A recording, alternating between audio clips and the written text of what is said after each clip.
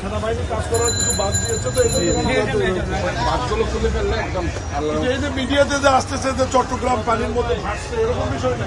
ওটা তো বাড়ি বৃষ্টি হয়েছিল না, এরকম না। পুরো চট্টগ্রাম সম্বন্ধে কি ধারণা আপনার? কোথায় এরকম কি পানির মধ্যে চট্টগ্রাম ভাসতেছে? আমি মন্ত্রী, ঢাকা থেকে আসছি। মোবাইলে দেখছেন, আপনি চোখে দেখেছেন? তাহলে এগুলা খামাখা আপনি কি এখান থেকে দোকানদার? এদিকে আসেন। এই যে মিডিয়াতে যে সামাজিক যোগাযোগ মাধ্যমে যে আসছে যে চট্টগ্রাম পানির মধ্যে ভাসছে, আপনার চোখে কি দেখছেন?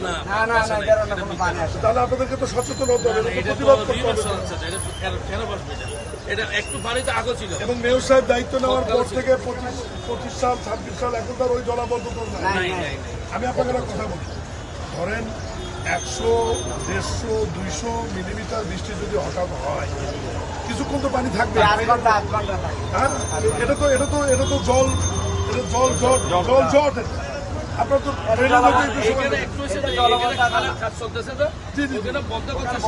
ওটা আমরা উইডিও করে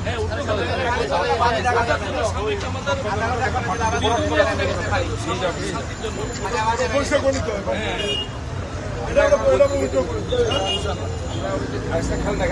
এবং দেখেন এই যে মিডিয়াতে সবচেয়ে নিচু এরিয়া কিন্তু খবর প্রকাশ গতকাল প্রধানমন্ত্রী সংসদে দুঃখ প্রকাশ করছে আপনাদের কাছে।